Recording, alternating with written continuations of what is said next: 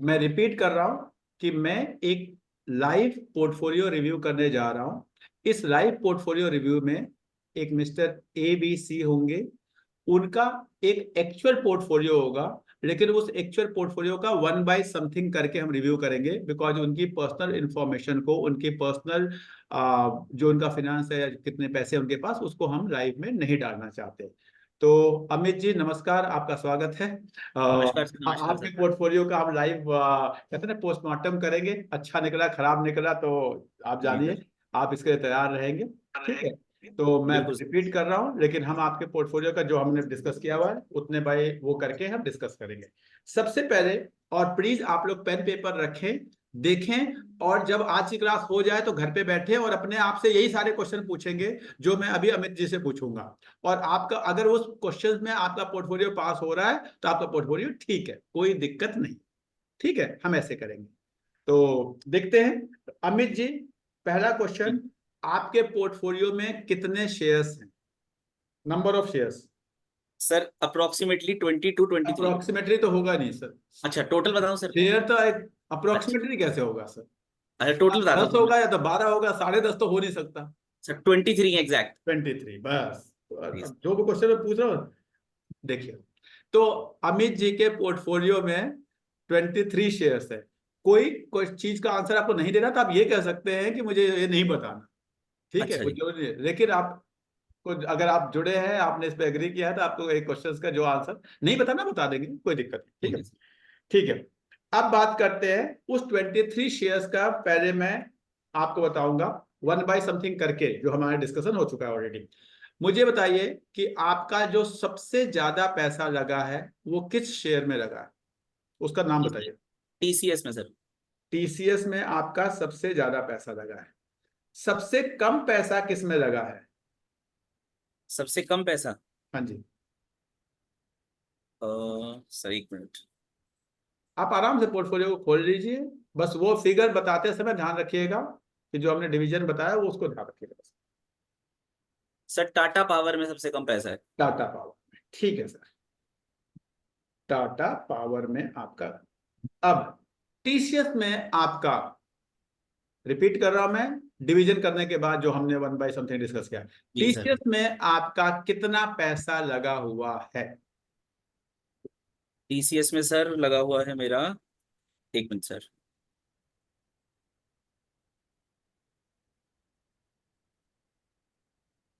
78,000 sir. 78,000। ध्यान रखिएगा सब लोग, ये अमित जी अपने पोर्टफोलियो में जो भी पैसा लगा हुआ है उसका 1/समथिंग करके बता रहे हैं। ये हमें ध्यान रखना है। वैसे ही आप, क्योंकि हम लाइव उनकी इन्फॉर्मेशन को ये वीडियो मुझे रिकॉर्डिंग पे भी डालनी है, तो इसलिए मैं किसी की पर्सनल इन्फॉर्मेशन को नहीं डालना चाहता। तो 78,000 अमित जी ने बताया कि उनका लगा है। और टाटा पावर में कितना पैसा लगा हुआ है सर? 2300। 2300। देखिए, सबसे पहली चीज जो हमें ध्यान रखना है कि अमित जी के पास लगभग 23 शेयर्स है, जो पोर्टफोलियो एलोकेशन के रूल को 100% क्वालिफाई करते हैं। बहुत अच्छी बात है। किसी के भी पोर्टफोलियो में 15, 16, 17 से लेके 30 तक के बीच में शेयर होने चाहिए। ठीक है, इससे मतलब 15 से नीचे तो कभी नहीं होना चाहिए। अगर होता है तो वो डाइवर्सिफिकेशन के एकदम अगेंस्ट है, एकदम अगेंस्ट है। और 30 से ज्यादा होने के बाद आप उसको ना ट्रैक कर पाते हैं, ना समझ पाते हैं, ना उसको स्टडी कर पाते हैं, ना उनके बारे में पढ़ पाते हैं। तो इसलिए कहा जाता है कि उससे, क्योंकि 30 शेयर का मतलब होने के बाद, अगर आप एक शेयर का पर डे पढ़ने की बात करें तो 30 शेयर अगर आपके पास है तो ये समझ लीजिए कि आपका महीने में एक बार नंबर आएगा उस कंपनी के बारे में पढ़ने का, जानने का। मेरे पास लोग आते हैं, मैं केवल उनसे 2-4 क्वेश्चन पूछता हूं, उनके नंबर शेयर, भाई ये कंपनी क्या बनाती है, कितनी पुरानी है, कितना मार्केट कैप है। अगर ये क्वेश्चन हमें अपने कंपनी के बारे में नहीं पता है तो जान लीजिए ऐसा कोई इंसान नहीं है जो शेयर खरीद के, या तो भूल गया, वो कहते हैं किस्मत अलग चीज होती है, इन्वेस्टिंग अलग चीज है। मैं बार बार आपको कहता हूँ, किस्मत है, आपने शेयर कोई खरीद लिया, पड़े हुए हैं, देखा नहीं, कुछ हो गया, वो अलग बात होती है। शेयर को खरीद के इन्वेस्टिंग जर्नी को पूरा करके पैसा बनाना है तो आपको ये बेसिक इन्फॉर्मेशन होना चाहिए ना। तो अमित जी के पास टोटल 23 शेयर्स है।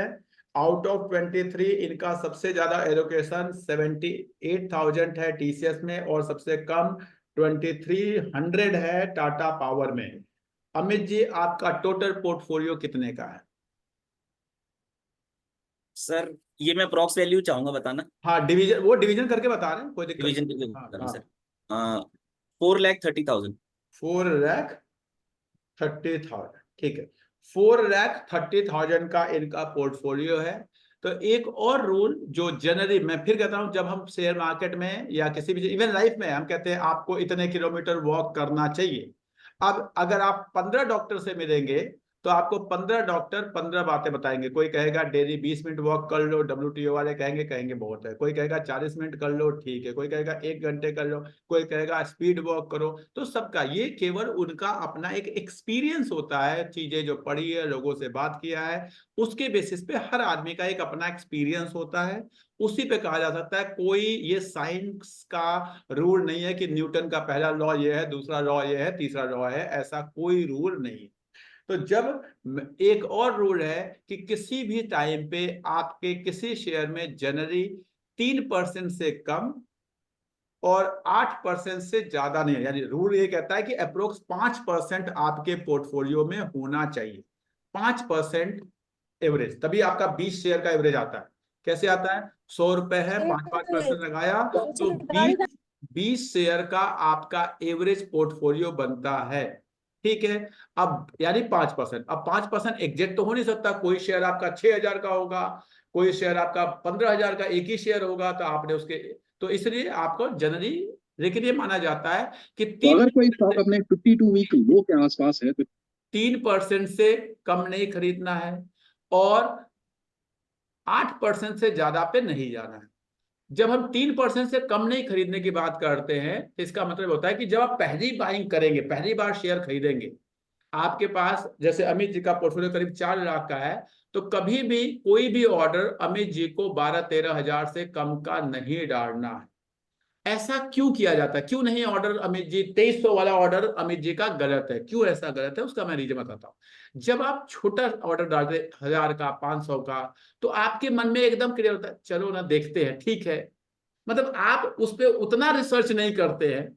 ये साइकोलॉजिकल है, ये पूरी तरह से। जब आप 20,000 25, अब एज पर अमित जी के पोर्टफोलियो, मतलब 4 लाख के वाले पोर्टफोलियो की मैं बात कर रहा हूं, कि 4 लाख के पोर्टफोलियो वाला इंसान जब एक बार में 20,000 इन्वेस्ट करता है, 12,000 इन्वेस्ट करता है, 13,000 इन्वेस्ट करता है, तो वो थोड़ा उसके बारे में पढ़ता है, जानता है, अपना फंडामेंटल देखता है, बैलेंस शीट देखता है, सोच समझ के ऑर्डर डालता है। लेकिन अगर आप 100 रुपए का, 200 रुपए का, 500 रुपए का, 1000 का, चलो देख लेते, अच्छा नहीं दादा चलो बेच देते हैं, यानी आप उसमें कहते हैं कैजुअल हो जाते हैं, आपका एटीट्यूड कैजुअल हो जाता है। इसीलिए कभी भी हमें 3% से नीचे का ऑर्डर डालना ही नहीं चाहिए। इसके पीछे ब्रोकरेज वोकरेज वो सब भी चीजें हैं, लेकिन मैं उसको जीरो मान लेता हूं, वो सब इग्नोर कर देता हूं। तो भी मैं बता रहा हूं, because investing is all about mindset. आपका माइंडसेट हमेशा कैजुअल हो जाता है जब आप छोटे ऑर्डर डालते हैं। तो अमित जी के पोर्टफोलियो में पहली गलती हमें मिली कि टाटा पावर के केवल 2300 शेयर है, सॉरी 2300 रुपए के शेयर है, जो कि as per portfolio allocation rule ये गलत है। ठीक है अमित जी, ये बात समझ में आ गई बात? तो जी अगर सर। अभी हम जाएंगे इसके डिटेल में जाएंगे, अगर ये शेयर अच्छा है तो अमित जी को इसको 12-13 हजार 14,000 पे लेके जाना है, बढ़ाना है, और खराब है तो उसे तुरंत कल ही बेच देना है, काम खत्म। इसको रखने का, इसे नंबर ऑफ शेयर अपने पोर्टफोलियो में बढ़ाने का कोई फायदा नहीं है। क्योंकि अगर ये 10 गुना भी हो जाए, विजुलाइज करिए, हो गया क्या, बहुत अच्छा हो गया, 10 गुना हो गया, अमित जी के वेल्थ पे इसका कोई प्रभाव नहीं पड़ेगा। ओवरऑल अमित जी के लाइफस्टाइल पे इसका कोई प्रभाव नहीं पड़ेगा। लेकिन अगर किसी दिन 10% कम होता है तो झूठ मूठ का टेंशन जरूर देगा, मेरा वो वाला शेयर 10% कम, वो टेंशन देगा। लेकिन अगर वो 10 गुना भी हो जाए, हो सकता है आपको थोड़ी खुशी दे दे, लेकिन आपको अल्टीमेटली वो खुशी केवल दिखावटी होगी। दुख दिखावटी नहीं होता, दुख इंसान का जो होता है ना वो एक्चुअल होता है। लेकिन खुशी ठीक है, वो क्षणिक हुआ, आपको समझ में आया, वो 10% मेरा बढ़ गया। तो शेयर आपका ऐसा होना चाहिए कि अगर आपके पोर्टफोलियो में 5% का एलोकेशन है और वो 10 गुना होता है, तो आपके पोर्टफोलियो का 50% हो जाता है, तो वैल्यू करता है। लेकिन आपके पोर्टफोलियो में कोई शेयर आधा परसेंट है, अब आधा 2300 ऑफ चार, if you compare 2300 with 4 lakh, तो ये आधा परसेंट है, ये 10 गुना भी हो गया। तो ये 5% होगा, आपके 20,000 रुपए हो जाएंगे। 20,000 रुपए होने के बाद क्या आपके 4 लाख वाले के पोर्टफोलियो कोई फर्क पड़ेगा? कोई फर्क नहीं पड़ेगा, वो ना के बराबर।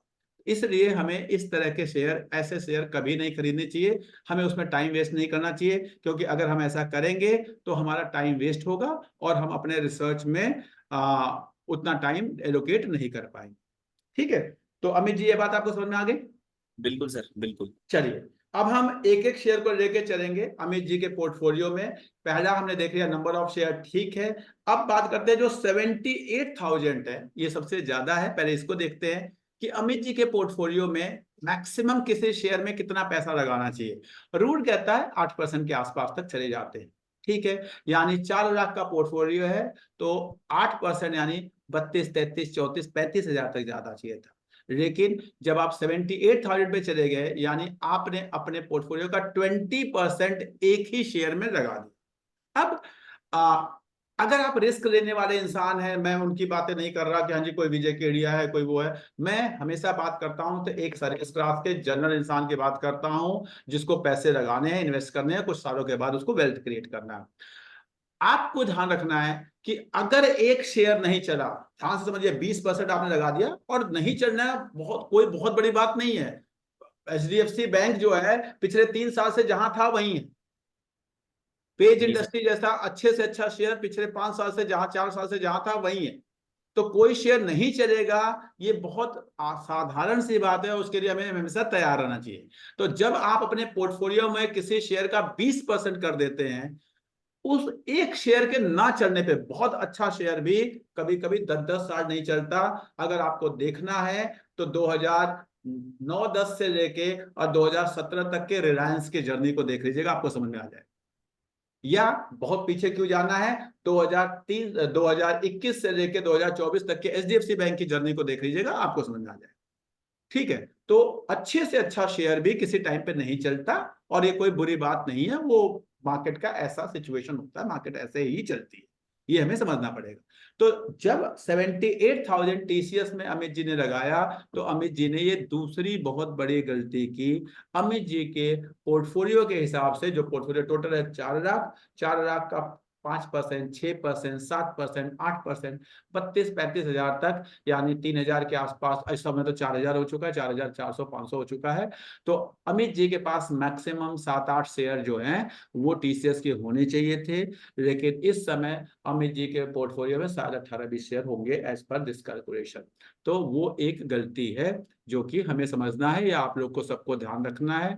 क्योंकि अगर आप अपने पोर्टफोलियो में 20% एक शेयर कर देते हैं, देखिए शेयर मार्केट की एक बहुत अच्छी खूबी है कि आपको हर सिचुएशन के लिए अगर आप तैयार हैं तो आप पैसा खूब बना लेते हैं। जब 20% आपने कर लिया है और खुदा न खास्ता शेयर किसी दिन TCS कोई रूल आता है, कुछ सिचुएशन होती है और वो आधा हो जाता है, मैं बता रहा हूं, आपको लगेगा कैसी बातें कर रहे हो। ऐसा लक्स इंडस्ट्री में अभी 6 महीने पहले हुआ, ऐसा पेज इंडस्ट्री में 1 साल पहले हुआ, ऐसा कोटक महिंद्रा बैंक में 1 साल पहले हुआ। मैं बड़े बड़े कंपनियों के नाम ले रहा हूं आपको। जी तो सर। ये, तो अगर मेरे पोर्टफोलियो में कोई शेयर 4%, 5% है, तो मैं उसे 8%, मैंने कहा 8% इज द मैक्सिमम, तो आप 5% वाले को बढ़ा के 8% तक ले जा सकते हो। लेकिन आपने हाई पी पे किसी शेयर का ऑलरेडी 20% रखा हुआ है, तो आप उसे और कितना बढ़ाओगे और नहीं बढ़ा पाओगे। इसलिए कभी भी हमें पोर्टफोलियो में कोई शेयर ज्यादा नहीं रखना चाहिए। अब बात आती है, आपके दिमाग में एक क्वेश्चन आएगा कि सर हमें कब 3% रखना चाहिए और कब 8% रखना चाहिए। ध्यान रखिए, जो आपका एंट्री का टाइम है, कोई भी नया शेयर, जैसे मैं आपको एग्जांपल बताता हूं, कुछ दिन पहले जियो फाइनेंस नाम की एक नई कंपनी आई। मुझे नहीं पता जियो फाइनेंस क्या करेगी, कैसे करेगी, कैसी है, क्या है, उसको खूब मैंने पढ़ा, जाना, समझा, ये किया। मुझे लगा कि ये ठीक ठाक कंपनी है, उसके बारे में स्टडी किया। मैं एग्जांपल दे रहा हूं, नो रिकमेंडेशन, केवल मैं आपको एग्जांपल दे रहा हूं। तो मैंने उसका 3% शेयर उठा के अपने पोर्टफोलियो में डाला। फिर और पढ़ा, जाना, उसके देखा कि उसका बैकरॉक के साथ डील हो रहा है, वो इस बिजनेस में आ रहे हैं, उस बिजनेस में आ रहे हैं, समझने लगा, उसका 2% और बढ़ाया। ऐसे बढ़ाते बढ़ाते बढ़ाते मेरे को, जब तक वो मेरे को लगेगा कि हाँ ये सस्ता है, जितना सस्ता होता जाएगा उतना मैं बढ़ाता जाऊंगा जनरली, क्योंकि जियो फाइनेंस तो अभी नया शेयर है। जब तक शेयर अपने एवरेज पीई के जितना नीचे चलता जाए उसको थोड़ा थोड़ा थोड़ा थोड़ा, हमेशा एक साथ बाइंग नहीं करनी है, थोड़ा थोड़ा थोड़ा थोड़ा बढ़ाते हुए आप उसे 8% तक ले जाइए। क्योंकि कितना नीचे जाएगा ये किसी को नहीं पता। अगर कोई आपसे कहता है कि ये शेयर यहां गया है और इसके नीचे जाएगा नहीं, तो वो उसको शेयर मार्केट का XYZ पता ही नहीं है, ABC पता ही नहीं। शेयर कितना नीचे जाएगा किसी को नहीं पता, शेयर कितना ऊपर जाएगा किसी को नहीं पता, शेयर की क्या राइट वैल्यू है ये पता है। अब राइट वैल्यू से नीचे जाता है और राइट वैल्यू से ऊपर जाता है, तो वो एक्सेप्शनल डिमांड सप्लाई है, मार्केट फोर्सेज हैं, उसके कोई, हम केवल ये बता सकते हैं कि इस शेयर का राइट वैल्यू क्या है। तो राइट वैल्यू के नीचे आपको खरीदना है और राइट वैल्यू पे रखना है, और जब राइट वैल्यू से ऊपर आने लगे तो उसको बेचना है। ये पूरा प्रोसेस होता है, ठीक है। अब उसके आपने मान लो किसी शेयर का 100 रुपए राइट वैल्यू है, विजुअलाइज करिए, किसी शेयर का 100 रुपए राइट वैल्यू है, आपको जब वो 80 के आसपास मिलता है खरीदना है, 70 मिल गया थोड़ा और खरीदना है, 60 आ गया थोड़ा और खरीदना है, करते करते आप उसको 8% तक ले गए। फिर वो क्या होगा 100, फिर वो बढ़ना शुरू होगा, कभी कभी अच्छा शेयर है तो बढ़ेगा, कभी बढ़ेगा 2 महीने बाद बढ़े, 2 साल बाद बढ़े। अब वो पता चला 90 आया, 100 आया, जब 100 के आसपास आया तो अब आपको बेचना, क्योंकि अब राइट वैल्यू पे आ गया, राइट वैल्यू पे आ गया, अब आपको बेचना शुरू करना है, क्योंकि पोर्टफोलियो का रूल है 5% रखना। आप क्योंकि राइट वैल्यू से बहुत नीचे चला गया था इसलिए आप उसे 8% तक ले गए थे, तो जब वो 100 के आसपास आया तो आपको उसमें से 1%, 1.5%, 2% धीरे धीरे बेच के, जब वो 100 के आसपास है तो उसे 5% पे कर दिया। और जब राइट परसेंट के ऊपर गया, जब वो 100 आपका पता चला 110, 115, 120 चला गया, तो आप थोड़ा और बेच के उसे 3% पे ले आए। क्यों? क्योंकि जब नीचे आएगा तो आपको और खरीदने का चांसेस होगा। This is I am talking about how we trade. जो मैं ट्रेड करता हूं, मेरा प्रोसेस यही है, मैं नए शेयर्स कभी नहीं ढूंढता, मेरे पास जो अच्छे शेयर है जिनको मैंने आइडेंटिफाई कर रखा है, मैं उन्हीं में ये काम करता हूं। सेम वे तो, लेकिन इसके लिए स्कोप चाहिए। ऐसा नहीं कि आपने पता चला कि राइट वैल्यू पे 20% खरीद लिया। जैसे मैं आपको बता रहा हूं, इस समय टीसीएस एकदम अपने राइट वैल्यू पे, ना वो महंगा है ना सस्ता है। कैसे? मैं आपको स्क्रीन शेयर करके दिखा रहा हूं कि टीसीएस जो है अपने राइट वैल्यू के आसपास है। दिखाता हूं, मैं आपको स्क्रीन शेयर कर रहा हूं। एग्जैक्ट मैंने कई दिन से इसको देखा भी नहीं, लेकिन फिर भी मुझे जितना, TCS देखिए जरा, आप लोगों को समझाने के लिए केवल मैं ये स्क्रीन शेयर कर रहा हूं। जल्दीबाजी तो नहीं है ना अमित जी? अरे सर बिल्कुल, बहुत समय। अच्छा, बस तब ठीक है सर। आपसे समय लिया सर हमने, तो अच्छा, समय है बहुत। देखिए जी।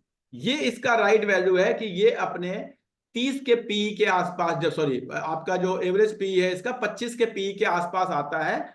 एवरेज देखिए, इसका एवरेज पी दिख रहा होगा आपको, नीचे दिख रहा है 25.8, 26 के पी के आसपास आता है, तो ये इसकी राइट वैल्यू है। अब इस समय जो लोग मेंटरिंग वाले हैं, मेंटरिंग वाले अगर कोई देखे तो इस समय 34 के पी पे आ गया। तो जो 34 के पी पे आ गया, तो मैं क्या करूंगा एज ए इन्वेस्टर, मैं इसमें से अगर मेरा 8% है तो मैं 1, 1.5%, 2% इसमें से निकाल चुका हूं इस समय। अब मेरे पास मेरे पोर्टफोलियो में 5-6% होना चाहिए। लेकिन कुछ दिन पहले जब ये आ गया था आपका यहाँ पे कहीं 18 के पी पे, 18 के पी पे, तो मैंने क्या किया, मैं 5% नहीं, मैं इसके 8% तक पहुंच गया था। ठीक है, तो आपको 8% था, तो कब आपको इसके 8% पे पहुंच जाना है और कब आपको इसके 3% पे हो जाना है? जिस दिन ये पता चलेगा और थोड़ा सा ऊपर चला गया तो मैं इसके 3% पे आ जाऊंगा। लेकिन 3% में रखता हूं क्योंकि मुझे टीसीएस पसंद है, मुझे लंबे समय तक रखना है, तो मैं 3% रखूंगा। तो यानी जो मेरा लंबे, कई लोग कहते हैं कि सर मैं ट्रेडर हूं, इन्वेस्टर हूं। जिसमें आप इन्वेस्टर है ना उसी में ट्रेड करिए। जिसमें आप इन्वेस्टर हैं, जो आपको रखना है अगली जनरेशन तक, 10 साल तक, 20 साल तक। मेरे पास बहुत ऐसे शेयर हैं जो मेरे को अगले 20 साल रखने हैं, मैं उन्हीं में ट्रेड करता हूं। मुझे नए नए शेयर ढूंढने की जरूरत नहीं है कि सर ट्रेडिंग वाले शेयर कौन है, इन्वेस्टिंग वाले शेयर क्यों। इतना कहां टाइम है, कहां स्टडी कर पाओगे, आप नहीं पढ़ पाओगे। तो इस समय टीसीएस, विजुअलाइज करिए इस चार्ट को, इस समय टीसीएस, अगर मैं 3 और 8 के रूल को फॉलो करूं तो टीसीएस मेरे पोर्टफोलियो में 6% के आसपास तक हो सकता है। यानी अगर मैं अमित जी का पोर्टफोलियो की बात करूं 6, 6.5, 7, ये मतलब ये 8 नहीं होना चाहिए, क्योंकि अब हमारा राइट वैल्यू के ऊपर वैल्यू आ गई। 8 नहीं होना चाहिए, अब 8 से थोड़ा नीचे हो जाता है। अब कहां तक जाएगा, ये थोड़ा और बढ़ जाएगा, थोड़ा और कम कर दूंगा, थोड़ा और बढ़ जाएगा, ऐसे करके, क्योंकि मुझे नहीं पता कहां तक जाएगा। हो सकता है ये 6,000 जाए और मैं इसको 3% पे ले आऊं और उसके बाद अब मुझे बेचना नहीं है, उसके बाद ये 7,000 चला जाए, 8,000 चला जाए, दुखी नहीं होना। क्योंकि दुख होगा तो इतने दुख जीवन में ऐसे ही ऑलरेडी बहुत दुख है, एक और शेयर मार्केट का भी दुख ले लिया अपने सर पे। पता चला कि शेयर मार्केट में जो कमा रहे हैं उसके बाद एक शेयर ऊपर जा रहा तो दुख है, नीचे जा रहा तो दुख है। तो ऐसे दुख नहीं पालने। आपको ध्यान रखना है। तो आपको अपना ट्रेड करना है, अपनी वैल्यूएशन आ गई, बेच दिया, निकल गया, फिर नीचे कोई आएगा खरीदेंगे, यही करना है।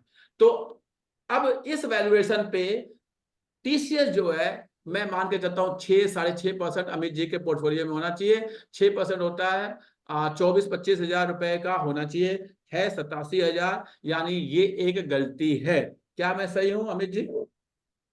जी सर। ठीक है। सर इस छोटा सा एक मेरे को वो करना है, एक्चुअली क्या है कि मैंने ना कुछ शेयर्स और भी थे, तो वो उस हिसाब से मैंने आपके मेंटरिंग के हिसाब से ना मैंने उसको परसेंटेज वाइज निकाल रखा था, लेकिन कुछ शेयर्स मैंने सेल कर दिए हैं हाँ, तो रिसेंटली। इसका मतलब और भी थे, तब तो आप और भी गलत थे ना, कि आपका हाँ 20% से भी ऊपर जाए अभी तो, तब तो और गलत थे, क्योंकि ये तो किस्मत है कि ये चल गया। अब जी चल जी गया, नहीं चलता तो, जैसे इन्फोसिस कई सालों से रुका हुआ है, नहीं चलता तो क्या होगा कि जो एवरेज परफॉर्मेंस है पोर्टफोलियो का, वो नहीं निकल पाता है। नहीं नहीं सर, ये शेयर नहीं थे, और मतलब दूसरे कोई और शेयर हाँ, थे कोई बात उसको नहीं, मैंने मैं sell कर मैं आपको बता रहा हूं कि दिया। अगर टीसीएस अगर होता तो ठीक है। हाँ ठीक है, आगे बढ़े। जी सर।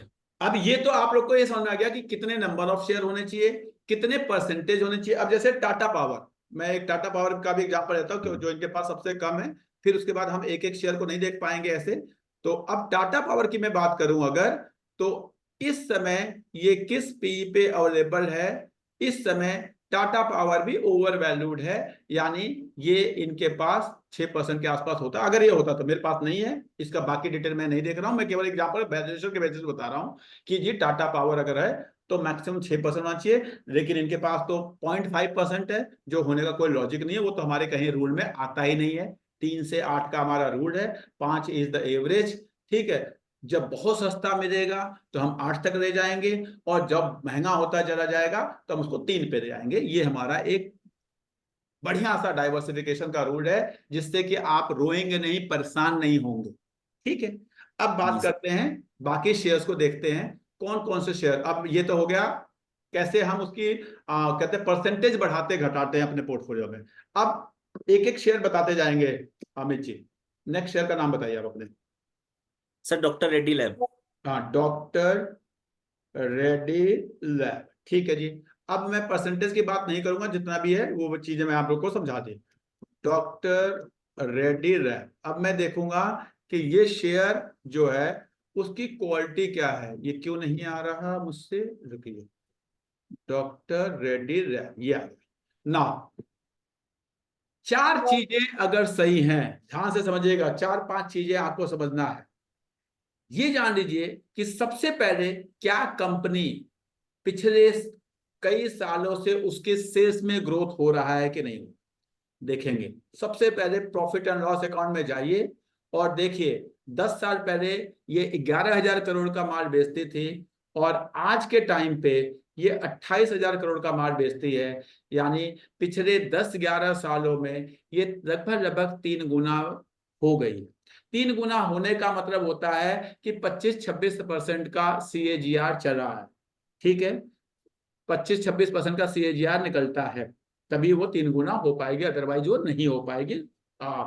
तो अगर आप 10 साल में 3 गुना अगर कोई कंपनी हो गई है, आई am talking about revenue, I am not talking about return, कहीं CAGR कैलकुलेट कर दिया कि हाँ तो सर उसके हिसाब से 10 साल में 10 गुना होना चाहिए। नाउ यहाँ पे मैं बात कर रहा हूँ, कोई भी कंपनी अगर 10 साल में 3 गुना हो गई, ऐसे विजुअलाइज करिए, हम FD में पैसा रखते हैं तो करीब करीब 8 साल में हमारा डबल होता है। अब इससे तो हमारे को ज्यादा रिटर्न चाहिए, क्योंकि हम रिस्क ले रहे हैं, हम इक्विटी मार्केट में आ रहे हैं, यानी हमें FD से तो ज्यादा चाहिए। यानी अगर 8 साल में FD में डबल होता है, तो हम मान के चलें भाई 6 साल में तो डबल हो जाए कम से कम, 7 साल में तो डबल हो जाए कम से कम। अगर ऐसा ना हो, 5 साल में डबल ना हो, 6 साल में डबल ना हो, तो इक्विटी में जाने का कोई फायदा नहीं है। ठीक है, तो यानी हमारा अगर 6 साल में डबल होता है, तो फिर उसके बाद अगर अगले 4 साल में फिर 0.5 और बढ़ जाता है, या 12 साल में वो और 4 गुना हो जाता है। यानी 10 साल में अगर 3 गुना होता है तो वो ठीक ठाक है, बहुत अच्छा नहीं है लेकिन ठीक ठाक है, यानी ये शेष हमें ठीक ठाक है। अब यहाँ पे एक बहुत अच्छी बात है जो आपको समझना है, जानना है, कि कहीं ये शेष हाइपोथेटिकल शेष तो नहीं है, बढ़ाई हुई दिखाई हुई शेष तो नहीं है। सर ने कहा 3 गुना हो गया, 3 गुना हो गया, लेकिन ऐसे तो नहीं पेटीएम जैसी शेष है, जोमेटो जैसी सेल्स है, या नाइका जैसी सेल्स है, भाई सेल्स किए जा रहे हैं, प्रॉफिट हो ना हो से मतलब नहीं। तो जिस रेशियो में सेल्स बढ़ी है, क्या उसी रेशियो के आसपास में ऑपरेटिंग प्रॉफिट बढ़ा है कि नहीं बढ़ा है? ऑपरेटिंग प्रॉफिट भी यानी पिछले 10 साल में 3 गुना के आसपास हुआ है कि नहीं हुआ है? तो आप देखेंगे तो लगभग लगभग ऑपरेटिंग प्रॉफिट आपको स्क्रीन पर दिख रहा होगा 2500 से 7500, 2600 से 7800 हुआ है। तो लगभग लगभग उसी रेशियो में, ये बहुत इंपॉर्टेंट है, बहुत विजुअलाइज करने के लिए। वेरिएबल कॉस्ट डायरेक्टली प्रोपोर्शनेट होती है सेल्स के, यानी आपका जो ऑपरेटिंग प्रॉफिट है वो उसी रेशियो में, इकोनॉमिक्स वाले भी पढ़ाते हैं, अकाउंट्स वाले भी पढ़ाते हैं, वेरिएबल कॉस्ट जो होती है वो डायरेक्टली प्रोपोर्शनेट होती है सेल्स की। तो जो हमारी ऑपरेटिंग प्रॉफिट है वो उसी रेशियो में बढ़ना चाहिए। अगर उसी रेशियो में बढ़ रहा है तो ये अच्छा है। थोड़ा और ज्यादा बढ़ रहा है, इसका मतलब आपके पास प्राइसिंग पावर है। अगर ये मान लो 3 गुना से 4 गुना हो गया होता ऑपरेटिंग प्रॉफिट, कि सेल्स अगर आपके 3 गुना हुई है लेकिन आपका ऑपरेटिंग प्रॉफिट 4 गुना हो गया, इसका मतलब आपके अंदर प्राइसिंग पावर है। तो जिस कंपनी में प्राइसिंग पावर होती है वो बहुत अच्छी कंपनी मानी जाती है। तो अगर ऐसा हो गया तो और अच्छी बात है, लेकिन अगर नहीं भी हुआ, 3 टाइम्स भी हुआ है, तो भी ठीक ठाक, ठीक है ये चीज। अब बात आते हैं कि नेट प्रॉफिट। नेट प्रॉफिट किसी भी हालत में, ध्यान से सुनिएगा इस बात को, नेट प्रॉफिट किसी भी हालत में 3 गुना से ज्यादा होना चाहिए। 4 गुना हो, 5 गुना हो, 3.5 गुना हो। 3 गुना हुआ था अभी आपका सेल्स, आपकी सेल्स 3 टाइम्स हुई थी, आपका ऑपरेटिंग प्रॉफिट 3 टाइम्स हुआ था। आपका नेट प्रॉफिट किसी भी हालत में 3 गुना से ज्यादा होना चाहिए। इसे कहते हैं लिवरेज बेनिफिट। जिन लोगों ने एमकॉम वगैरह किया होगा उनको, उन्होंने पढ़ा होगा, सीए किया होगा, सीएफए क्या होता है। यहाँ पर हमें लिवरेज का बेनिफिट उठाया जाता है। जो फिक्स कॉस्ट होती है वो एक टाइम पे कांस्टेंट हो जाती है, तो उस फिक्स कॉस्ट का जो है पर यूनिट पे डिवाइड ऐसे हो जाती है कि उसका पर यूनिट कॉस्ट बहुत कम हो जाता है। इसे कहते हैं लिवरेज का बेनिफिट देना।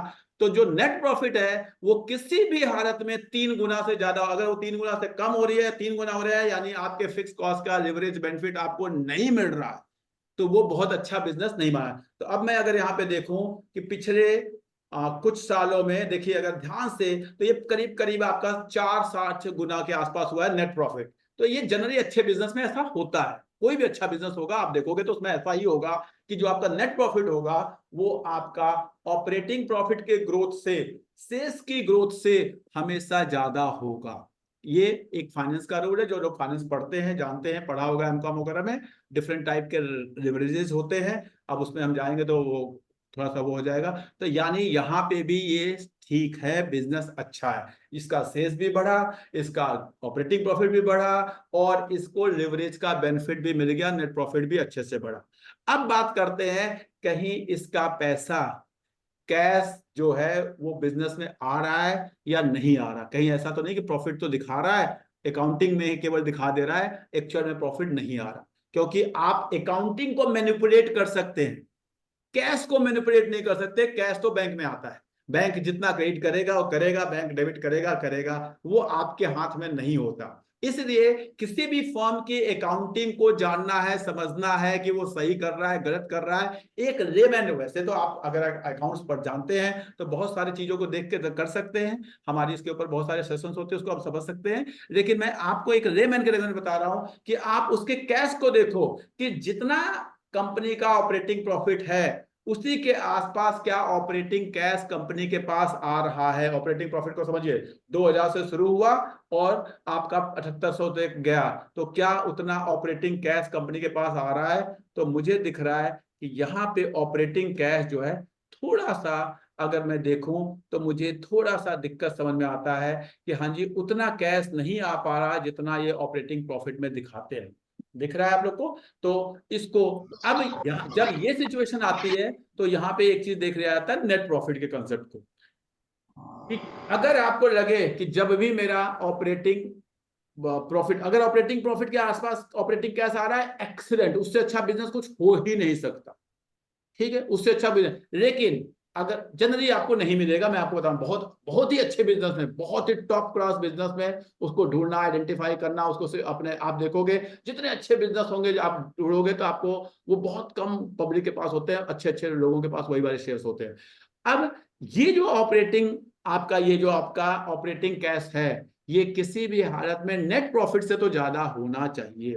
अब नेट प्रॉफिट आपका कितना आ रहा था, नेट प्रॉफिट यहाँ पे आ रहा था, आपको देखेंगे तो करीब करीब 2000, 4000, 5000 करोड़, और यहाँ पे आपका जो ऑपरेटिंग कैश है वो भी 2000, 3000, 5000 करोड़ आ रहा है, यानी ठीक ठाक है। यानी इनकी बिजनेस में कहीं पे मैनिपुलेशन ऐसा, फर्स्ट मैं फिर कह रहा हूं, जब ये सब चीजें कही जाती हैं तो ये फर्स्ट लुक में दिख रहा है कि ये ठीक ठाक।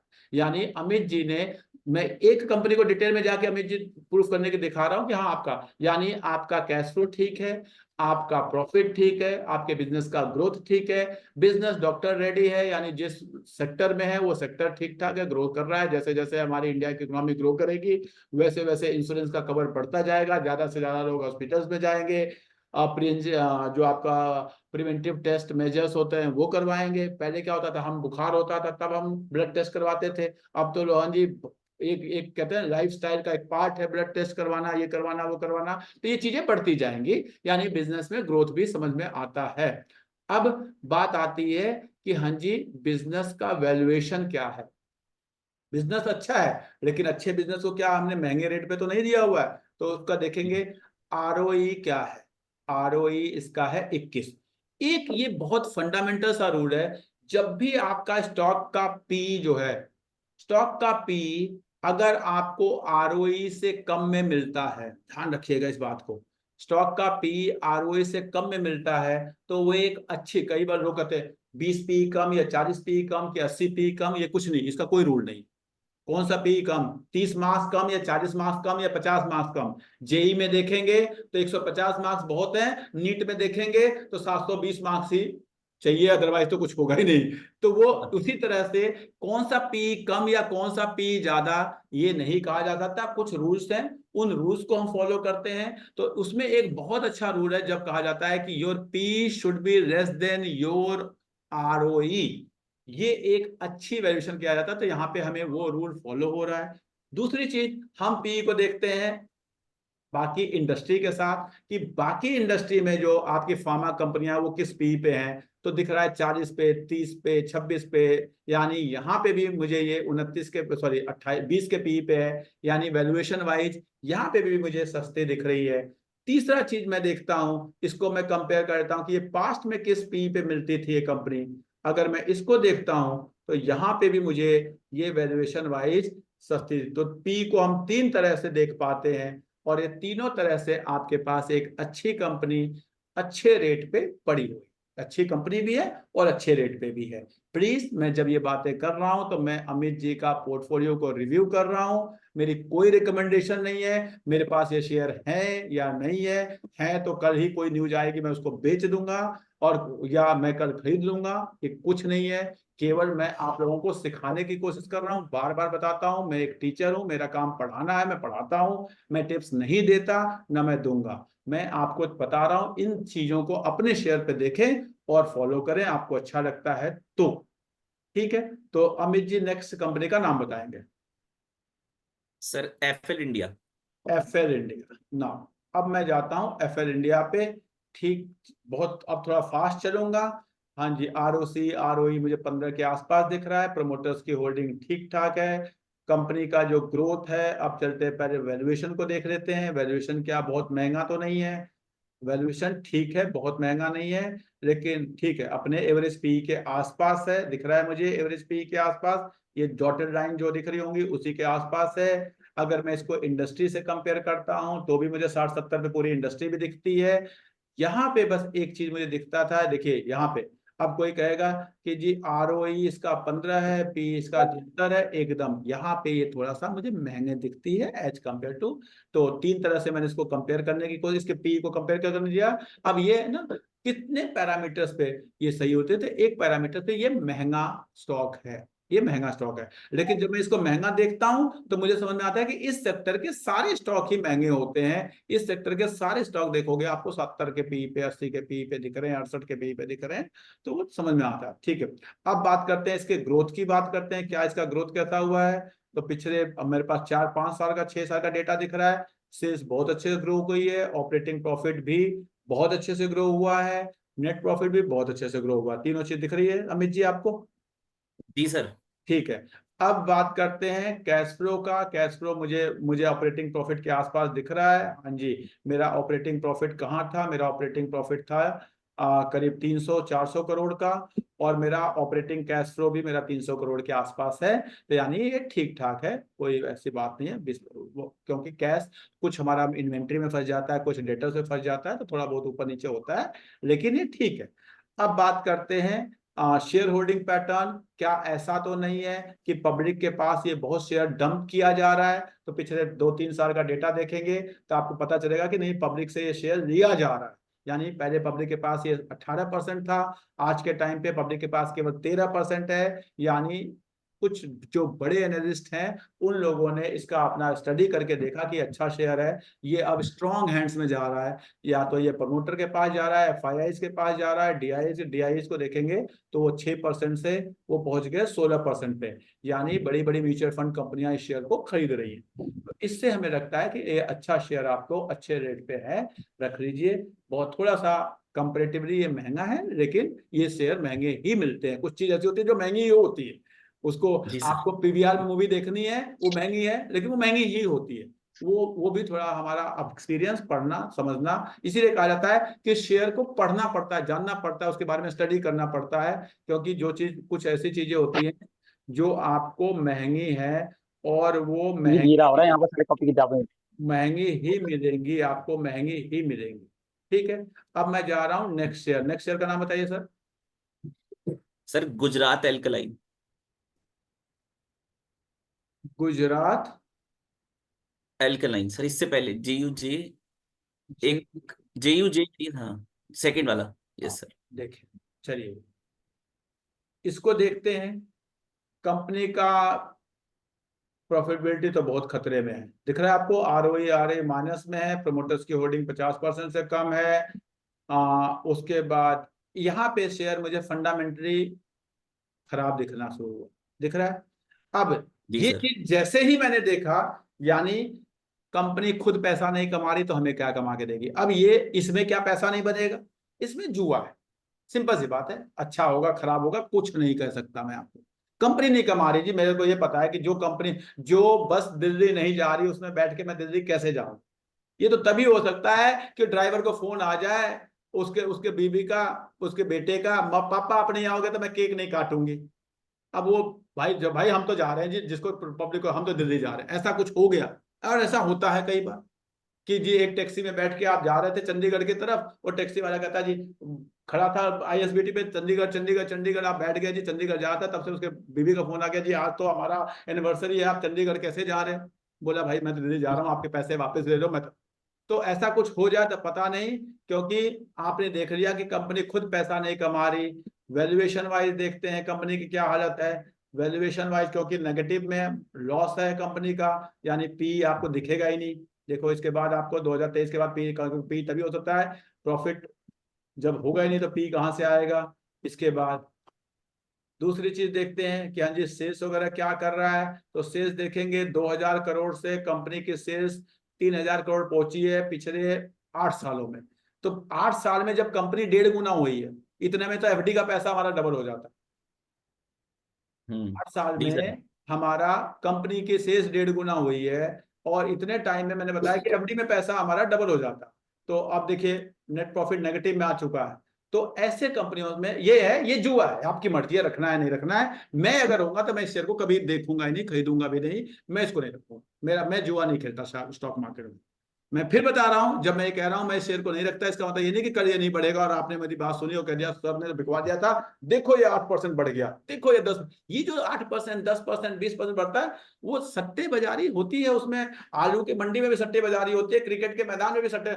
इंडिया हारता है, इंडिया जीतता है, वो गेम होता है। लेकिन इंडिया की मार्केट में कुछ फ्लैट में बैठ के लोग जुआ लगाते हैं, उसमें वो पैसा इंडिया के हारने में भी जीत जाते हैं और इंडिया के जीतने में भी हार जाते हैं। तो वो जुआ है, उसकी बात मैं नहीं करता, वो मुझे नहीं आता, मैं उसमें नहीं जाना चाहता।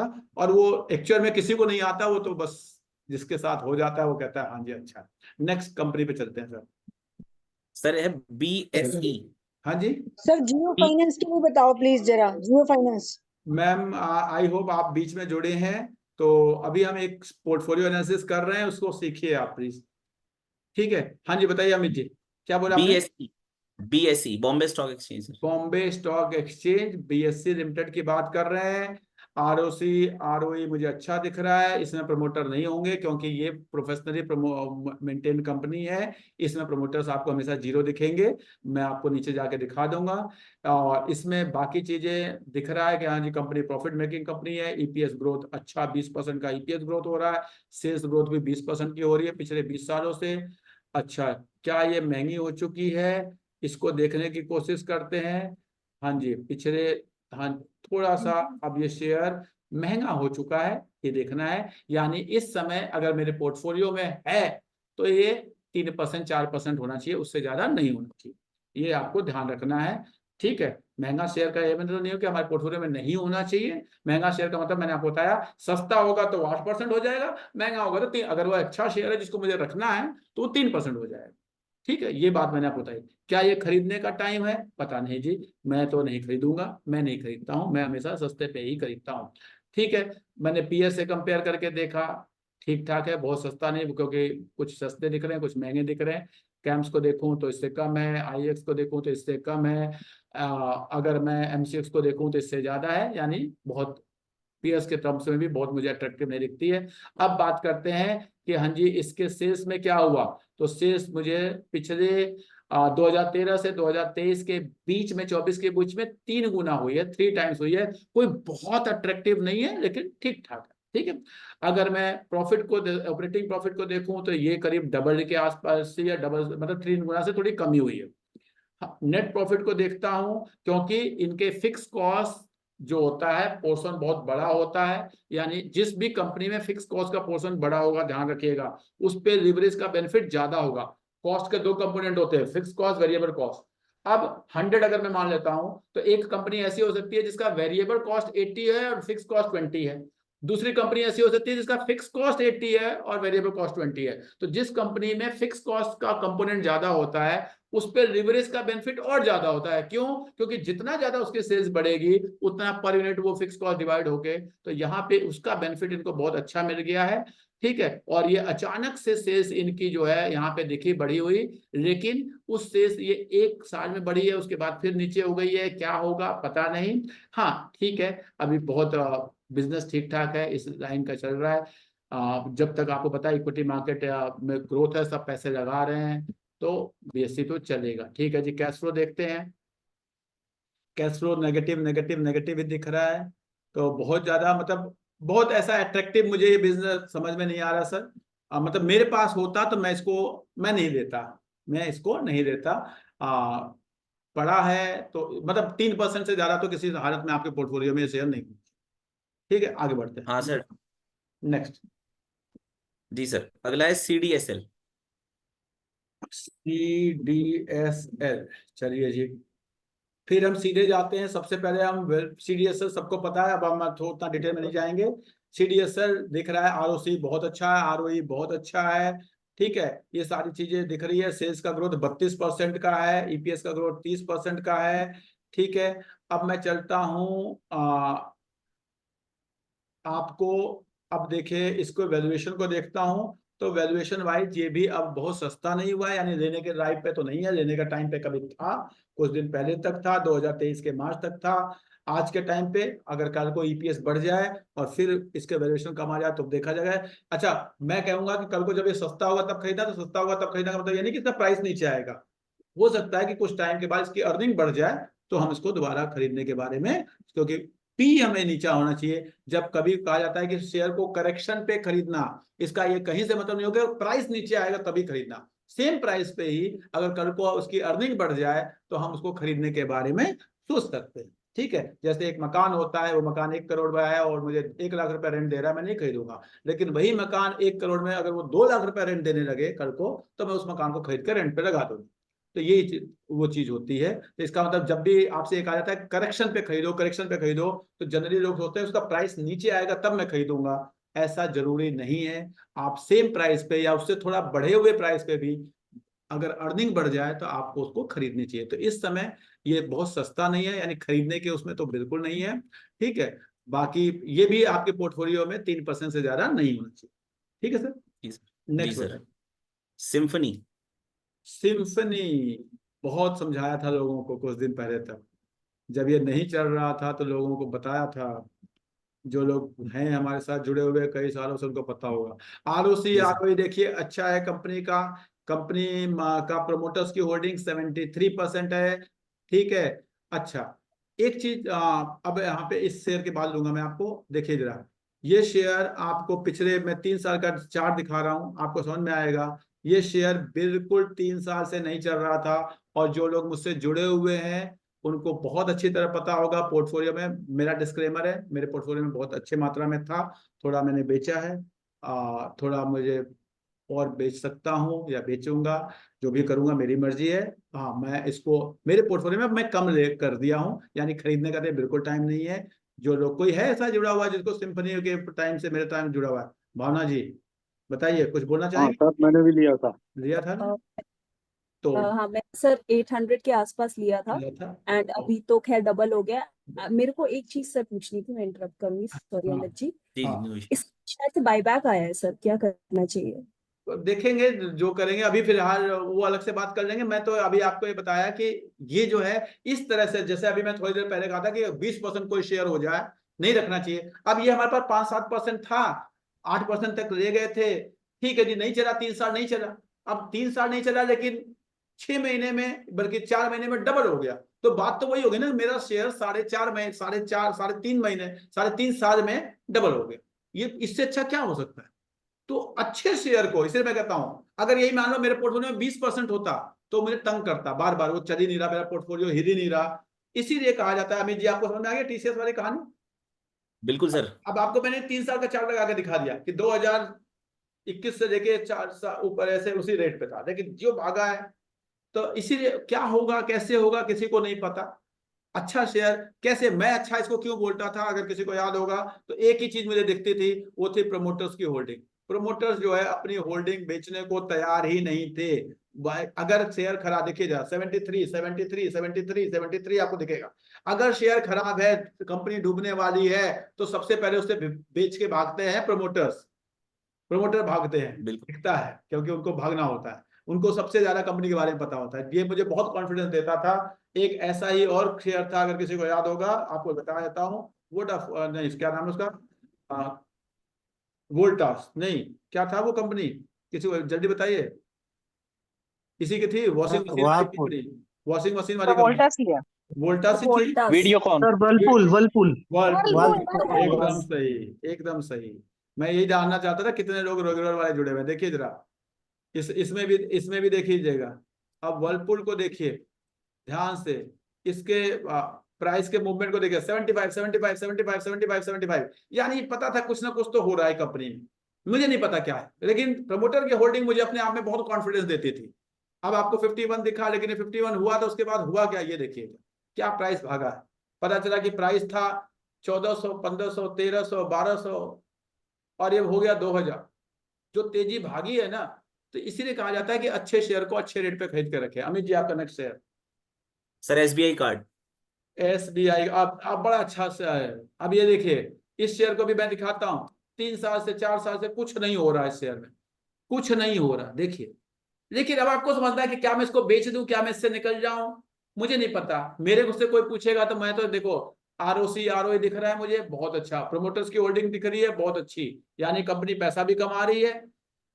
क्रेडिट कार्ड सबके पास है, हर मेट्रो स्टेशन पे जाके देखो तो वहां एक ही आदमी खड़ा होता है, एसबीआई का क्रेडिट कार्ड लेंगे, एसबीआई का क्रेडिट कार्ड लेंगे। आप देखो, अगर आप, मैं तो मेट्रो से बहुत ट्रेवल करता हूं तो मुझे पता है। ठीक है जी। अब मुझे ये समझ में आता है जी, हाँ जी, बिजनेस का आरओई अच्छा है, बिजनेस का ग्रोथ अच्छा दिख रहा है, प्रोमोटर्स की होल्डिंग अच्छी है, अच्छे ग्रुप की कंपनी है, 3 साल से चली नहीं है, तो क्या मुझे और अपॉर्चुनिटी देती है? अच्छा जी, प्राइसिंग देख लेता हूँ, क्या मजेदार प्राइसिंग। अब देखिए अमित जी, अब आपको समझ में आ रहा है कि मेरे जो 5% है उसको 6 और 7 ले जाने वाला टाइमिंग कहाँ है। ऐसा कोई बिल्कुल शेयर सर। होता है, ऐसी कोई वैल्यूएशन होती है। मैं फिर बता रहा हूं, मैं केवल आप किसी को टिप्स नहीं दे रहा हूं, रिकमेंडेशन नहीं दे रहा हूं, ये मैं इस सिचुएशन में शेयर को 5 से 6, 6 से 7, 7.5, 8 तक ले जाता हूं, जब मुझे वो अपने लाइफ टाइम अर्निंग से राइट टाइम के पी से नीचे मिलना शुरू हो जाती है। 45 के पी होती है जनरली इसकी, और इस समय मुझे 30 के पी पे मिल रही है, तो मैं इसको 7% 8% ले जाऊंगा। अब अगर मैं आज इसको 8% पे ले गया और ये 737 का है, हो सकता है कल को ये 600 का हो जाए, क्या करूं? मुझे नहीं पता होगा कि नहीं होगा, मुझे पता है अच्छी चीज का अच्छा रेट क्या है, मैं उस पर खरीद लूंगा। तो आई होप समझ में आ गया सर इसके बारे में आपको क्या करना है। बिल्कुल सर, नेक्स्ट बिल्कुल sir. Sir Berger paints. Berger paint ना, अभी कुछ ही दिन पहले तक कौन सा ग्रासी मारा है, वो लूट लेगा, वो ये कर लेगा, वो कंपनी एशियन पेंट बंद हो जाएगी, पता नहीं क्या क्या कहानियां चल रही थी। ठीक है, ऐसी कहा अब देखोगे तो रोज टीवी पे अब Asian paint, Asian web paint और बर्जर पेंट खरीदने की रिकमेंडेशन आनी शुरू हो गई। ऐसा ही होता है। एक पर्सन ने कहा मुझे, मैं सुन रहा था नीलेश शाह जी की बेटी का कहानी, कहती पापा मुझे भी उस पर टीवी पे आना है। तो बोले उसके पापा ने कहा कि हाँ जी बेटा, आपको टीवी पे आना है तो पढ़ना पड़ेगा, इकोनॉमिस्ट बनना पड़ेगा। बोले पापा आप एक ही बात तो कहते हो, शॉर्ट टर्म में मुझे पता नहीं, लॉन्ग टर्म में इंडिया की मार्केट ऊपर जाएगी। यही तो आप जब भी आप इंटरव्यू में आते हो आप यही लाइन बोलते हो, शॉर्ट टर्म में मुझे पता नहीं, लॉन्ग टर्म में तो इंडिया की मार्केट ऊपर जाएगी। ये तो मैं भी बोल दूंगी। तो उसके पापा ने समझाया कि नहीं बेटा, मैं थोड़ा सा बजट के बारे में बोलता हूँ, थोड़ा सा क्रूड के बारे में बोलता हूँ, थोड़ा सा इन्फ्लेशन के बारे में बोलता हूँ। तो बोली अच्छा कोई बात नहीं, मैं पढ़ती हूँ। फिर वो कुछ दिन पढ़कर आई, तो बोली पापा मुझे टीवी पे जाना है। तो बोले आपने पढ़ लिया सब कुछ? बोली नहीं पापा, अब मुझे टेक्निकल एनालिस्ट बनना है। तो बोले वो कैसे? तो बोले अब उसमें कुछ नहीं होता पापा, 100 रुपए का शेयर है, बस मुझे एक लाइन बोलना है कि अगर वो 90 गया तो 80 पे जाने की संभावना है, और अगर वो 110 गया तो 120 पे जाने की संभावना है। ये लाइन बोलना है मुझे, ये मैं बोल दूंगी। तो जब टीवी वाले तो ऐसे ही बोलते हैं कि भाई 100 का शेयर है, इसको देखिए अगर ये 110 की तरफ गया तो 120 पे जाने की संभावना है। क्या लॉजिक है। तो उन सब चीजों से जितना अपने आप को बचा के रखेंगे तो अच्छा है। तो ये पेंट शेयर आपको समझ में आना है। आप देखो अपने आसपास क्या पेंट करते हैं लोग, कराते हैं, कौन से पेंट यूज करते हो। मैं तो गुड़गांव में रहता हूँ, हर दुकान पे एशियन पेंट, बर्जर पेंट दिख रहा है, सब करा रहे हैं। हर दिवाली पे पेंटर ही नहीं मिलता, इतना पेंटर बिजी होते हैं। मुझे समझ में आता है, ये बिजनेस समझ में आता है, ग्रोथ दिख रहा है मुझे बिजनेस में, एकदम आरओई अच्छी दिख रही है, बिजनेस अच्छा दिख रहा है। होल्डिंग पैटर्न में कहीं कोई दिक्कत नहीं है, काम खत्म, 75% की होल्डिंग है। अगर ये कंपनी डूबने वाली होती तो प्रोमोटर 74.99 थोड़ा रखता, 74.99 का होता हो गया। आपको पता है सेबी के नॉर्म्स के हिसाब से 75% के ऊपर तो कोई रख नहीं सकता, और वो एकदम हाईएस्ट पे जाके रखा हुआ है, तो कुछ तो लॉजिक होगा ना, समझना पड़ेगा हमें। आई होप समझ गए होंगे आप। बिल्कुल, नेक्स्ट। बिल्कुल सर। सर एक मिनट, IGL सर, हाँ हाँ जी बोलिए। IGL Indraprastha gas limited. IGL, अब इस कप को भी देखेंगे, थोड़ा सा फास्ट चलेंगे, टाइमिंग को भी हमें रिस्पेक्ट करना है। तो हम देखेंगे ROE अच्छी है, प्रोमोटर्स की होल्डिंग ठीक ठाक है, सेल्स ग्रोथ ठीक है। क्या प्राइसिंग क्या है? प्राइसिंग महंगी तो नहीं है, नहीं प्राइसिंग बहुत महंगी भी नहीं है। यानी ये अगर मेरे पोर्टफोलियो में है तो ये मेरे पोर्टफोलियो में 5% के आसपास होना चाहिए। दिख रहा है आपको अमित जी कि अपने जी एवरेज सर। होल्डिंग के आसपास है, यानी वैल्यूएशन इसकी राइट वैल्यूएशन है, यानी ना सस्ता है ना महंगा है। अगर महंगा होगा तो अब इसको 3% पे ले जाएंगे, और सस्ता होगा तो इसको हम 8% पे ले जाएंगे। ठीक है, तो IGL ठीक ठाक शेयर है, कोई दिक्कत नहीं है, आप इसको रख सकते हैं। आगे बढ़ते हैं। मैं फिर बता रहा हूँ प्लीज, मैं अमित जी के थ्रू एक डेमो कर रहा हूँ केवल आप लोग को समझाने के लिए। इसका ये कहीं से मतलब नहीं है कि कोई रिकमेंडेशन दे रहा हूँ कि कल जाके आप IGL खरीदें। ठीक है, नेक्स्ट। हेवल्स। हेवल्स। हैवेल्स, चलिए जी, हैवेल्स को देखते हैं, हैवेल्स क्या कह रहा है। इसके बाद अब हम आई होप बाकी शेयर्स का आप खुद कर लेंगे, मैं एक जो बाकी चीजें बतानी है मैं उस पर जाऊँ अब। ठीक है, हैवेल्स को देखेंगे, ROE बहुत अच्छा है, कोई दिक्कत नहीं है। बिजनेस हैवेल्स का सब जानते हैं, जो लोग हैवेल्स यूज करते हैं। मुझे नहीं लगता कि हैवेल्स के बिजनेस पे कोई एक ऐसा इंसान होगा, मुझे तो नहीं मिला। मेरे घर में भी बहुत सारे प्रोडक्ट हैवेल्स के यूज होते हैं। मेरे घर में आई थिंक 36-37 एग्जॉस्ट फैन लगे हुए हैं, वो सब हैवेल्स के हैं, मैं एक साथ ही लाया था। ठीक है, मेरे पास फैंस लगे हुए हैं हैवेल्स के हैं, स्विचेज है मेरे घर में हैवेल्स के लगे हुए हैं। तो हैवेल्स बिजनेस समझ में आ रहा है, जो सेक्टर है ये सेक्टर ग्रो कर रहा है। अगर हमें पता है कि रोज नए अपार्टमेंट बन रहे हैं, नए घर बन रहे हैं, नया बिजनेस चल रहा है, तो यानी इसको तो चलना पड़ेगा। तो आई होप ये चीजें ठीक है। तो अमित जी ये बात आपको समझ में आ गई कि हमने को शेयर कौन से रखने हैं और कौन से हटाने हैं, कौन से का परसेंटेज बढ़ाना है, कौन से का घटाना है, बिल्कुल, ये चीज आप इसको देख लेंगे इससे। बिल्कुल, बिल्कुल सर, बिल्कुल। कोई एक और पर्टिकुलर शेयर है जिसको आपको डिस्कस करना ही करना है, तो एक शेयर और आप बता सकते हैं जिसको आपको करना है, इसको जरूर डिस्कस करना। सर एक है टार्सन।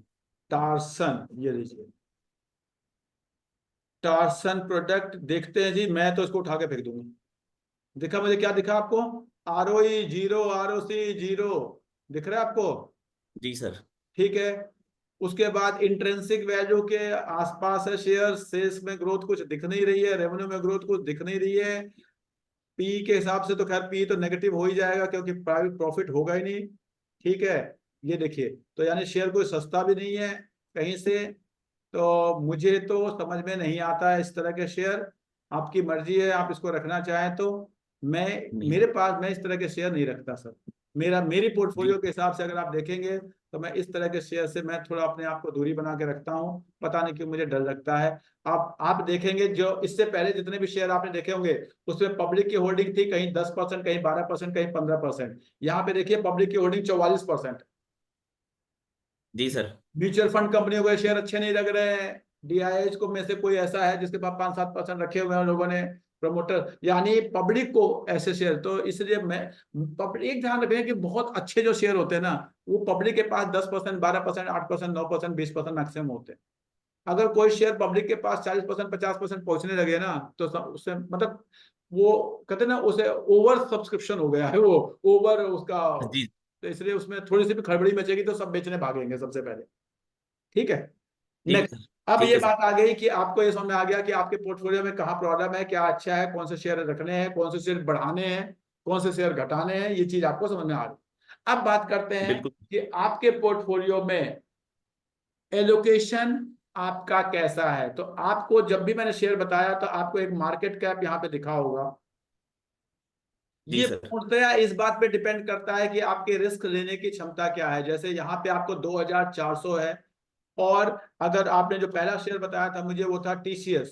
TCS में आपको 16 लाख करोड़ का मार्केट केस है। अब अगर आप रिस्क ले सकते हैं, ध्यान से समझिए, इसका कोई रूल नहीं है, ये पूर्णतया आपके रिस्क लेने की क्षमता पे निर्भर करता है। अगर आप रिस्क ले सकते हैं तो परसेंटेज ऑफ शेयर जिसका मार्केट कैप ज्यादा है वो आपके पोर्टफोलियो में ज्यादा होने चाहिए, कम होने चाहिए। अगर आप रिस्क ले सकते हैं, अगर आप रिस्क ले सकते हैं तो आपको लार्ज कैप शेयर कम रखने हैं और मिड कैप शेयर आपको, और स्मॉल कैप शेयर ज्यादा रखने हैं। अब mid cap, large cap, small cap क्या होते हैं? सिंपल सी बात है। आपको वैसे सेबी का नॉर्म्स तो यह है कि top 100 as per market cap, तो उसके बाद 100 से लेके 150 तक, उसके बाद 150 से लेके 250 तक, 250 से लेके 500 तक, वो सब रूल है, वो सब छोड़ दीजिए। जो 1 लाख करोड़ के ऊपर की कंपनियां हैं, 1 लाख जी करोड़ के ऊपर की कंपनियां हैं, अगर जो बिल्कुल रिस्क नहीं लेना चाहता वो उनको रखे अपने पोर्टफोलियो में। जो थोड़ा रिस्क लेना चाहता है वो 1 लाख करोड़ से 50,000 करोड़ तक आए। जो और रिस्क लेना चाहता है वो 20,000 करोड़ तक आए। जो और रिस्क लेना चाहता है वो 5,000 करोड़ तक आए। और जो खतरों का खिलाड़ी है वो तो 2,000 करोड़ की कंपनी जैसे होगी, टार्सन एंड समथिंग, ये सब कंपनियां खतरों के खिलाड़ी जो होते हैं वो रखते हैं। जो होगा देखा जाएगा। वो चलाते ना, वो कौन सी बाइक होती है वो वॉल पे चलाते हैं, तो वो भी जीवन तो उनका भी है, लेकिन वो रिस्क लेते हैं। मेरा तो खूब पैसा मिलता है, खूब नाम होता है, तो ये होता है ये सब। मौत का कुआं होता सर मेले में। तो ये सारी चीजें आपके अपनी अपनी पर्सनल थॉट है। मैं अपना बता देता हूं, मैं क्या करता हूं, मेरे पोर्टफोलियो में करीब करीब 50-60% मेरा लार्ज कैप होता है, यानी जनरली वो कंपनियां जो 70-80 हजार करोड़ के ऊपर की हैं, 60%। उसके बाद मिड कैप, बाकी 20-22%, 23%, 25% मिड कैप, बाकी स्मॉल कैप। ठीक है। जब मैं स्मॉल जी कैप सर। की बात करता हूं तो मैं 5,000 करोड़ तक के जाता हूं। 5,000 करोड़ के नीचे की कंपनी नहीं देखता मुझे, मतलब कल वो डबल हो जाए, ट्रिपल हो जाए, कोई आता है बताता है, टीवी पे बताता है, टेलीग्राम पे बताता है, यूट्यूब पे बताता है, कहीं न्यूज आती है, कोई मेरा बगल वाला फ्रेंड बताता है, मेरा भाई आगे मुझे कहता है ये कंपनी ले ले, कल ये 5 गुना हो जाएगी, हो जाती है और होती है। ऐसी ऐसी कंपनियां मैंने देखी, मेरे सामने सामने हुई है। मैं नहीं खरीदता जी। मैं उतना बड़ा खतरों का खिलाड़ी नहीं हूं। मैं तो सिंपल मानता हूं, क्या वो बाइक मुझे दिया जाएगा और कहा जाएगा इस पे घुमा, तो जब मैं वो खतरा नहीं लेता तो मैं ये खतरा भी नहीं लेता। काम खत्म। जब मैं वो खतरों का खिलाड़ी नहीं बनता, मैं आराम से अपना पढ़ा के या काम करके अपना पैसे कमाता हूं, तो सेम वे मैं ये काम करके पैसे कमाता हूं। तो ये सब अपने आप आपकी रिस्क टेकिंग कैपेबिलिटीज है। तो आपको देखना है कि आप, जैसे अमित जी को जितना मैं जानता हूं, एक टीचर हैं, क्लासेस देते हैं, तो मैं अगर अमित जी से कहूंगा कि 50% कम से कम आपके पोर्टफोलियो में जो है वो आपका लार्ज कैप होना चाहिए। लार्ज कैप को आप 70,000 करोड़, 80,000 करोड़ या 60,000 करोड़ तक की कंपनियां ऊपर की। उसके बाद अब 70,000 करोड़ से लेके 20,000 करोड़ तक की जो कंपनियां हैं या 10,000 करोड़ तक की, 70 से 10,000 करोड़ तक की कंपनियां, ये आपके पोर्टफोलियो का बाकी 25 से 30%, और जो 20,000 करोड़ से 5,000 करोड़ की कंपनियां हैं वो आपके पोर्टफोलियो का बाकी 25%। इस तरह से अगर आप कर लेंगे तो आपका ठीक ठाक पोर्टफोलियो बन जाएगा, क्योंकि जो लार्ज कैप कंपनियां होती हैं वो आपकी ग्रोथ कम करती हैं लेकिन वो आपके रिस्क भी कम देती है। जो स्मॉल कैप कंपनियां हैं वो बहुत तेजी से भागती हैं, लेकिन जैसे अभी आपने सिम्फनी को देखा, पता चला कि कट दे डबल हो गया, लेकिन वो आपके रिस्क भी बहुत देती हैं। अगर आप मुझे एग्जैक्ट याद नहीं है सिम्फनी का मार्केट कैप कितना है, अगर आप देखेंगे तो सिम्फनी 10-11, अब ये डबल हुआ, यानी इससे पहले 5, जब ये पिछले कुछ दिनों में डबल हुआ, यानी ये जब 800 पे था तो यानी 5,000 करोड़ की कंपनी थी, यानी ये बहुत स्मॉल कैप कंपनी है। अब स्मॉल कैप कंपनी को डबल होने में, लेकिन आप सोचिए कि टीसीएस इतनी जल्दी डबल होगा नहीं होगा, रिलायंस इतनी जल्दी डबल नहीं होगा, लेकिन इस तरह की कंपनियों में फिर रिस्क भी थोड़ा होता है। ये जब डबल होने की क्षमता है तो इनके आधे होने की क्षमता भी होती है। तो इस चीज को ध्यान रखना है कि 25% आपको 25 रूल बना लीजिए कि 5,000 से 20,000 करोड़ वाली 25%, 20,000 करोड़ से 70,000 करोड़ तक 25%, और बाकी 50% जो है मैं अपने जो है वो 70,000 करोड़ के ऊपर वाली कंपनियां ही रखूंगा। ठीक है, अब मैं ठीक है 70 सर। बोल रहा हूँ, वो 80 हो सकता है, मैं आपको 50% बोल रहा हूँ, वो 45 हो सकता है, वो थोड़ा बहुत ऊपर नीचे हो जाता है, उसमें बहुत ज्यादा परेशान होने की जरूरत नहीं। ठीक है सर, क्या मैं आपकी कुछ मदद कर पाया? अरे सर बिल्कुल, बहुत धन्यवाद सर, तो बहुत बहुत क्या आप धन्यवाद। बाकी लोगों को कुछ बताना चाहेंगे, कुछ अपना फीडबैक देना चाहेंगे आज के सेशन के बारे में? सर बिल्कुल, मैं एक्चुअली मैं आपसे डिस्कशन किया था, मैंने कहा कि सर पर्सनली गाइडेंस चाहिए, तो सर ने बोला कि अकेला आपका भला नहीं करेंगे, सबका भला साथ में करेंगे, क्योंकि बहुत सारे लोग जो क्वेरीज भेजते रहते हैं। तो सर के साथ डिस्कशन हुआ मेरा, और आज का सेशन मेरे को ये लगता है कि कई समय से बहुत चीजें इन्वेस्ट किया हुआ था और मुझे लगा कि कुछ पोर्टफोलियो के अंदर बदलाव करना चाहिए। तो वो बदलाव करने के लिए मैंने सर से पर्सनली एक वो रिक्वेस्ट की थी। तो मुझे लगता है कि जो सर ने बताया, ऐसा कुछ थोड़ा बहुत ऊपर नीचे करके परफेक्ट पोर्टफोलियो की तरफ हम जा सकता हूँ मैं सर में। और मैं रिकमेंड ये करूंगा कि जैसे आपने बताया, कई चीजें खुद लर्निंग के लिए बहुत जरूरी है सर, क्योंकि ना मुझे लगता है कि अगर हम time to time, as a teacher मैं सोचता हूँ कि रोज मैं समय नहीं दे पाता, पर अगर हफ्ते में एक दिन आधा घंटा 1 घंटा भी दे सर पाऊँ। मैं बता रहा हूँ, महीने में एक दिन आदमी अपने पोर्टफोलियो को ठीक से देखे, इसलिए कहा जाता है कि पोर्टफोलियो में 100 शेयर मत रखो।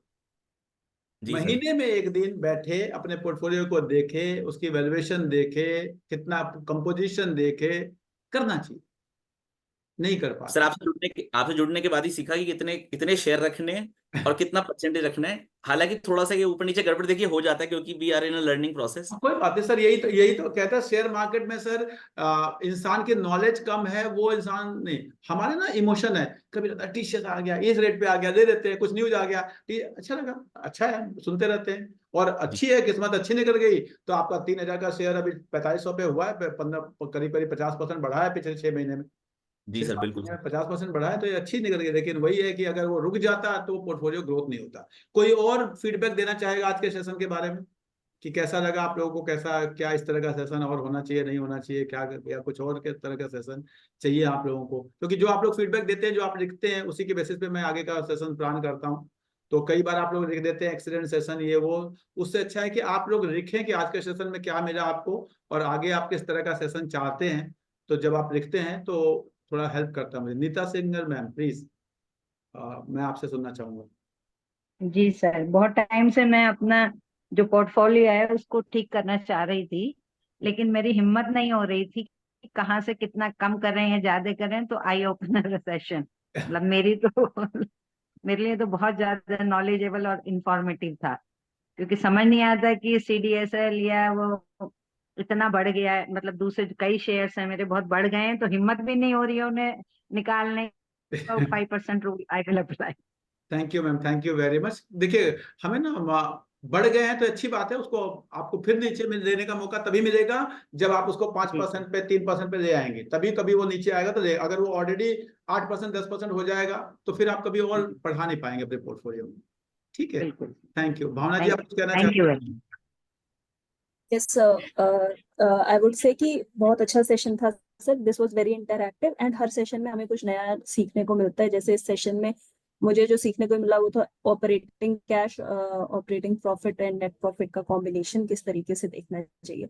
तो आपका हर सेशन में बहुत ध्यान से सुनती हूँ एंड कुछ ना कुछ नया जरूर मिलता है सीखने के लिए। So thank you so much sir. Thank you Bhavana ji, thank you very. Vipin ji, आप भी कुछ बोलना चाह रहे हैं? जी sir, good evening sir. Good evening, good evening.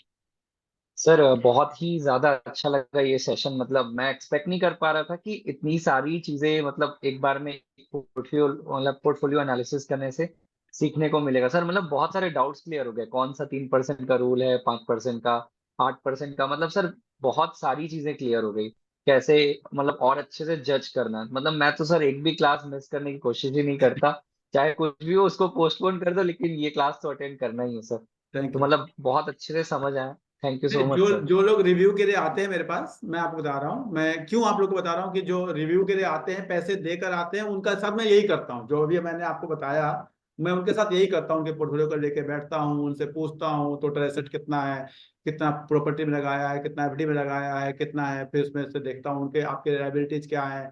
कोई बेटी है शादी करनी है, बेटा है शादी करनी है, बेटी है पढ़ाना है, वो शादी करके और उनके साथ बैठ के यही प्लान बनाने की कोशिश करता हूँ। तो मैंने कहा कि मैं आपको बताऊं, हो सकता है आप खुद ही करें, क्यों पैसे लगाने हैं, क्यों वो टाइम लगाने हैं। वो आप लोग कई लोग दूर रहते हैं, कई लोगों का मैं ऑनलाइन करता हूं। तो अगर आप सीख लेंगे, मेरा तो पर्पज है कि जितने ज्यादा लोगों को सिखाऊं और आप लोग आगे के लोगों को सिखाएं। Thank you very much. मैं चाहूंगा कि आप लोग thank you so feedback much sir. जरूर डालें, और फीडबैक में केवल अच्छा या खराब ना लिखें। अच्छा तो क्यों अच्छा, क्या सीखा आपने, खराब है तो क्या खराब है, आगे कैसे इम्प्रूव किया जा सकता है, जरूर लिखें। थैंक यू अमित जी, आपने मुझे एक मौका दिया और आप सर लोग से सर मैं तो ये बोलूंगा एक बात एंड में कि मेरी गलतियों से बाकी लोग सीख सकेंगे। नहीं नहीं, आपकी गलतियां नहीं हो सकती, ये तो नहीं, सर। कुछ थोड़ी, सर हर बंदे से कुछ ना कुछ गलती होती है, तो थोड़ी बहुत जो गलतियां हैं वो नहीं नहीं टुवर्ड्स परफेक्शन की तरफ जाने की हम कोशिश सर, करेंगे। जितनी जल्दी हम इन चीजों को समझ लें ना, गलतियां जी मानना, आपने हर जगह तो कहा गलतियां मानना है, तो ये बहुत बड़ी बात होती है सर। लाइव आके अपने गलतियों का मानना इतने लोगों के बीच में कि हाँ मैं भी गलतियां करता हूँ, तो ये बहुत बड़ी बात है sir. Thank you sir, thank you. Thank you sir, thank you for the session sir. धन्यवाद सर।